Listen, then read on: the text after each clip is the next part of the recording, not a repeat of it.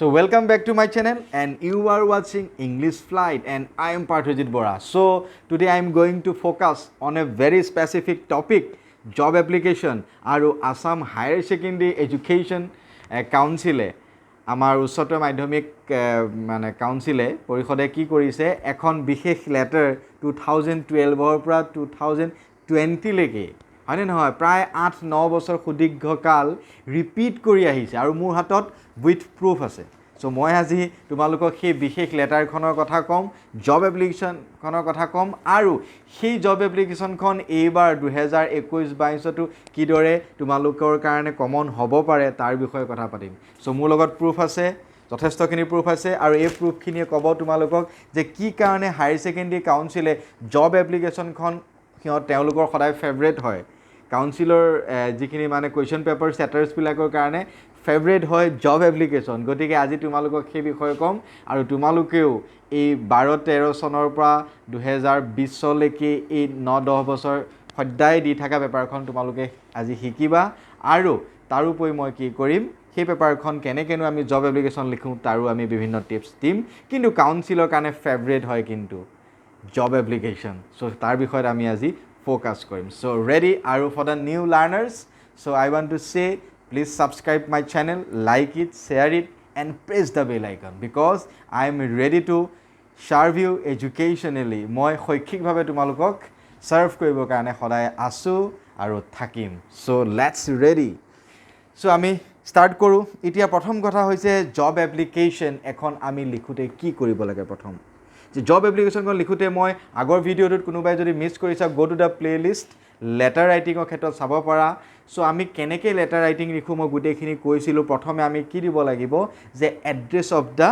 কি দিব লাগিব এড্ৰেছ অফ দা সেন্ডাৰ কোনে চিঠিখন লিখিছে এপ্লিকেশনে হওক বা যিয়ে নহওক আমাৰ জব এপ্লিকেশনৰ ক্ষেত্ৰত আমি একে ৰুল ফলো কৰিম তাৰ পিছত আমি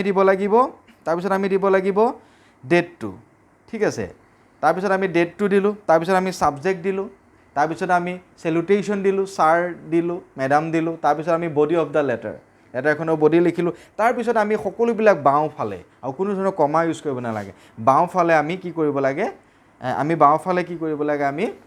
যে যেটো আমাৰ শেষত যেটো কমপ্লিমেন্টাৰী আছিল উইথ বেস্ট ফিগাৰস তাৰ পিছত yours faithfully কমা নোহোৱাকে yours faithfully বা yours sincerely কিন্তু চাৰৰ ক্ষেত্ৰত হলে yours faithfully আৰু বেলেগ মানৰ ক্ষেত্ৰত হলে yours sincerely তেনেকৈ আমি আগৰটোত কৰলো সেই একে ৰুল থাকিব জব এপ্লিকেশনত খালি জব এপ্লিকেশনত এটা বেলেগ কি সংযোজন ঘটিব হেতু হৈছে বায়োডাটা কিন্তু জব এপ্লিকেশন মই দেখাব বিচাৰিছো যে আমি প্ৰথম কি কৰিম যে address of da suppose Lakhimpur হয়নে কোনে পঠাইছে ইয়াতে যদি নামটো দিয়া থাকে আমি নামটো দিম সাপোজ ইয়াতে ইউ আৰ ৰং মিলি ইমৰান দিলো লখিমপুৰ হয়নে তাৰ পিছত আমি ডেটটো দিলো তাৰ পিছত আমি কি কৰিলো তাৰ এড্ৰেছ দিলো এটো এড্ৰেছ অফ দা সেন্ডাৰ হয়নে এড্ৰেছ অফ দা সেন্ডাৰ তাৰ পিছত এটো হৈ গল ডেট হল তাৰ পিছত address of the addressee name and address of the addressee কালে আমি লিখিছো এটো জুনে লিখিছে এটো কাৰলে লিখা হৈছে তেম এড্ৰেছটো দিলে হয়নে তাৰ পিছত হল সাবজেক্ট যে prayer for appointment for the post of English teacher ক্ষেত্ৰত তাৰ পিছত হৈ গল সেলুটেশন স্যাৰ তাৰ পিছত হৈ গল বডিটো ঠিক আছে আৰু আমি শেষত কি দিম বাও ফালে সব এই গুটি ষ্টাইলটো ক'ব ফুল block style yours faithfully Imran Lakhimpur ঠিক আছে এটো গতিকে এটো ৰুলস হৈ গল আমাৰ জব এপ্লিকেশন হক লেটাৰ ৰাইটিং হক সকলো ক্ষেত্ৰতে এতিয়া আমি বায়োডাটাখন কেৱল জব এপ্লিকেশনৰ ক্ষেত্ৰত হয় সো হোৱাট ইজ বায়োডাটা হৈছে details about yourself details about ourself আমাৰ বিষয় মোৰ বিষয় তোমাৰ বিষয় আমি যেতিয়া লিখো আমাৰ নিজৰ যিবিলাক ডেটাবিলাক দিও so that is called biodata so বায়োডাটাখন লিখাৰ ক্ষেত্ৰত আমাৰ কেনেকুৱা ধৰণৰ ৰুলস থাকিব লাগে সো বায়োডাটাখন স্পেশালি ডিজাইন ফৰ জব এপ্লিকেশনৰ ক্ষেত্ৰত আমি বায়োডাটা দিব লাগিব সো মই বায়োডাটাখন জাস্ট বুজাই লওঁ তাৰ পিছত আমাৰ বহুত আছে আৰু কথা পাতিবলগীয়া আৰু বহুত ৰুলস আছে সো বায়োডাটাখন আমি এনেকৈ লিখিম প্ৰথম নেম দিলো এইখিনি সকলো কিছন ভুল কয় বায়োডাটাখন জব এপ্লিকেশনত লিখোতে যে ইয়াত গৌৰৱ বৰা বা যেটো নাম দিয়া থাকে নিদি পেলাই এক্স এটা দি থৈ দিয়ে হেতু কৰিব নালাগে একচুয়ালি কমপ্লিট নামটো দিব লাগে সাপোজ ইউ আৰ গৌৰৱ বৰা ইউ আৰ গৰিমা হয়নে তেতিয়া আমি কি কৰিম হেতুৱে দিম মই যদি আমি মেল হওঁ লৰা হওঁ গৌৰৱ বৰা ছোৱালী বিলাকে হলে গৰিমা বৰা ঠিক আছে ফাদাৰস নেম আমি দিব লাগে একচুয়ালি এইবিলাক মানে ব্ল্যাঙ্ক ৰাখিব নালাগে যেটো বায়োডাটা আমি ডাটাটো দিবই লাগিব আমি ভাবি ল'ব লাগে আমি সঁচাকৈ বায়োডাটাখন লিখিছো আৰু ব্ল্যাক সিধা সিধি হ'ব লাগে পোন মই যেনেকৈ দিছো যাতে এক্সাক্ট ইনফৰমেশনটো ধৰা পৰে এইবিলাক খেলি মেলি ৰেণ্ডম হ'ব নালাগে এড্ৰেছ দিলোঁ Guwahati Assam house number 35 and village and town so' Gandhinagar Guwahati দিয়া হ'ল so' date of birth is এইখিনি এটা কথা ইয়াৰ যে এজো দিব পৰা ডেট অফ বাৰ্থটো DOB যদি দিয়া যায় তেনেহ'লে 5/3/1995 বা 2000 এনেকৈ দিব লাগে মিলাব লাগে মানে কি বিচাৰিছে যদি এইটো বিচাৰিছে এইটো কিহৰ কাৰণে হৈছিলে এইটো সেলস এক্সিকিউটিভ গতিকে সেলস এক্সিকিউটিভৰ কাৰণে মিনিমাম 25-26-23 বছৰ এনেকৈ ধৰিব লাগে সেইটো হিচাপত ডেট অফ বাৰ্থটো দিব লাগে নেশ্যনেলিটি ইণ্ডিয়ান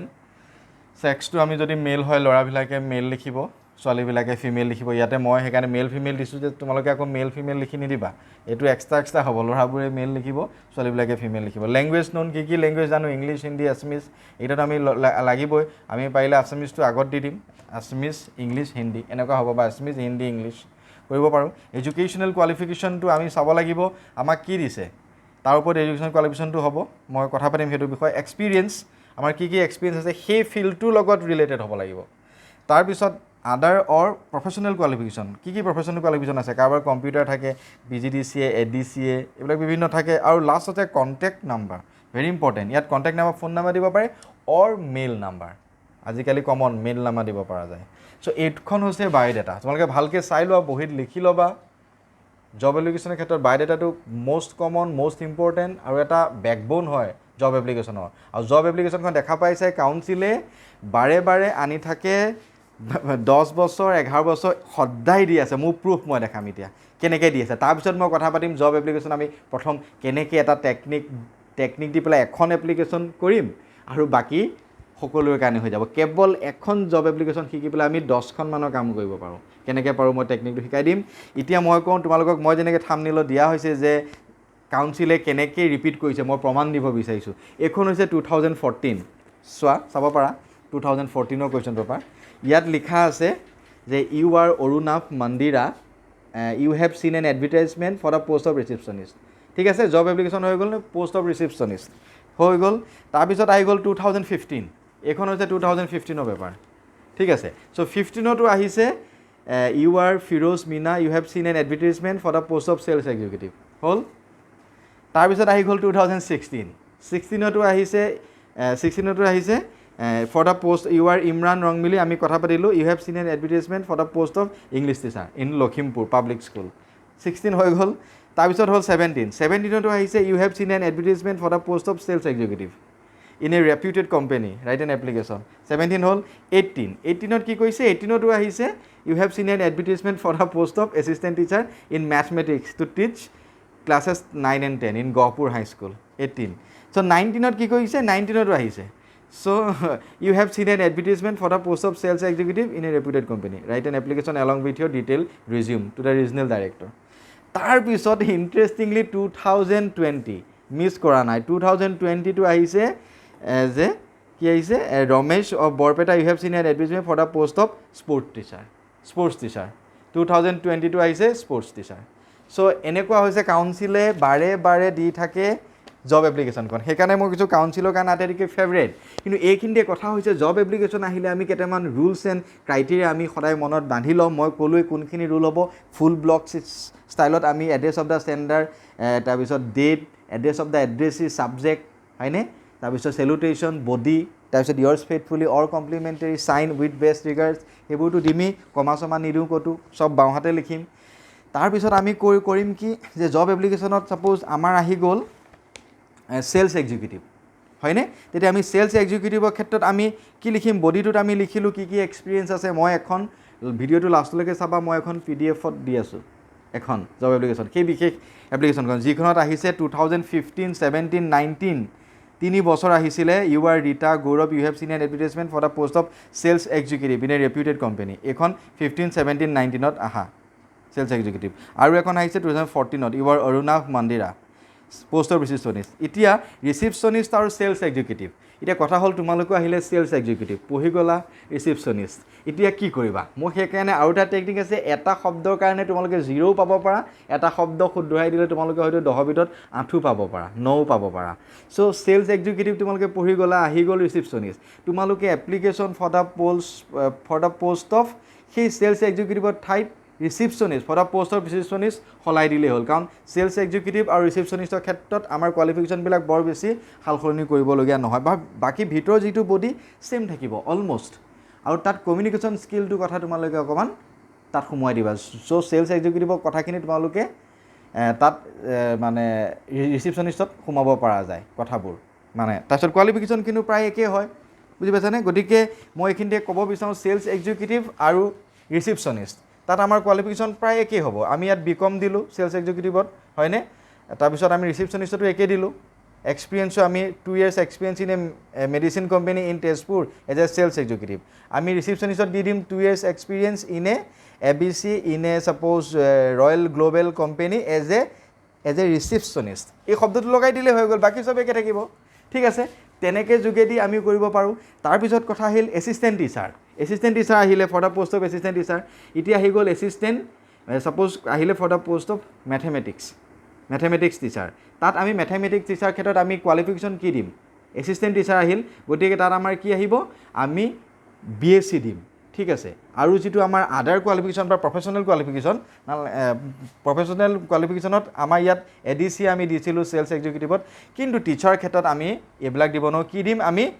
B.Ed দি দিম কাৰণ B.Edটো তোমাৰ মনত ৰাখা প্ৰফেশ্যনেল কোৱালিফিকেশ্যন এছিষ্টেণ্ট টিচাৰ কাৰণে B.Ed তাৰপিছত এক্সপিৰিয়েঞ্চ হৈছে 2 years experience in a school in a English medium school Tezpur or Nagaon as a mathematics teacher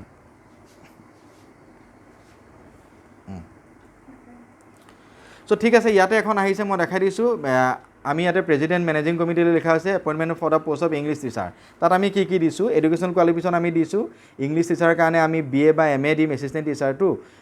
Guwahati university 85% B.Ed হয়নে চ' আমি B.Ed এইখিনি ইয়াতে একেলগে দিয়া হৈছে কিন্তু আমি ইয়াতে দিব লাগিব যে প্ৰফেশ্যনেল কোৱালিফিকেশ্যন বুলি B.Ed পৰা দিব পাৰোঁ B.Ed পৰা আমি দি দিব লাগে প্ৰফেশ্যনেল কোৱালিফিকেশ্যন ঠিক আছে তাৰপিছত এক্সপিৰিয়েঞ্চ আমি দিব লাগে 2 years টিচিং এক্সপিৰিয়েঞ্চ বা 3 years টিচিং এক্সপিৰিয়েঞ্চ আৰু এক্সট্ৰা কাৰিকুলাৰ এক্টিভিটিছ দিব লাগে কণ্টেক্ট নাম্বাৰ দিব লাগে কিন্তু এইখিনি কথা ইংলিছ টিচাৰৰ ক্ষেত্ৰত আমি মানে মেজৰ ইন ইংলিছ দি দিম মেথমেটিক্সত BSc মেজৰ ইন মেথমেটিক্স দিলোঁ B.Ed দিলোঁ কিন্তু প্ৰফেচৰ বা কলেজ টিচাৰ ক্ষেত্ৰত আহিলে আমি MA আৰু যিটো আমি আদাৰ কোৱালিফিকেশ্যন বা প্ৰফেশ্যন কোৱালিফিকেশ্যন আমি কি দিম নেট স্লেট কোৱালিফাইড দিম বা PhD কোৱালিফাইড দিম PhD নেট স্লেট এইবিলাক দি পেলাই আমি শেষ কৰিম প্ৰফেশ্যনেল ক্ষেত্ৰত আমাৰ যিবিলাক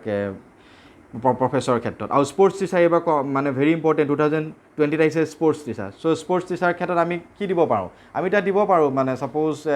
স্পৰ্টছৰ ওপৰত কিবা ক'ৰ্চ কৰা আমি দিব পাৰোঁ হয় নহয় তাৰ ওপৰত আমি কি দিব পাৰোঁ যিবিলাক আদাৰ কোৱালিফিকেশ্যন আমি দিব পাৰোঁ স্পৰ্টছৰ ওপৰত কোৱালিফিকেশ্যনটো দিলোঁৱেই তাৰপিছত এথলেটিক্স খেলিছিল এক্সপিৰিয়েঞ্চ ছাপ'জ নেশ্যনেল চেম্পিয়ন আছিলে কিবা এথলেটিক্সৰ ভাল ৰানাৰ আছিলে ষ্টেট লেভেল খেলিছিলে তাৰপিছত 5 years কোনোবা ইংলিছ মিডিয়াম স্কুলত এজ এ মানে ফিজিকেল টিচাৰ হিচাপে আছিলে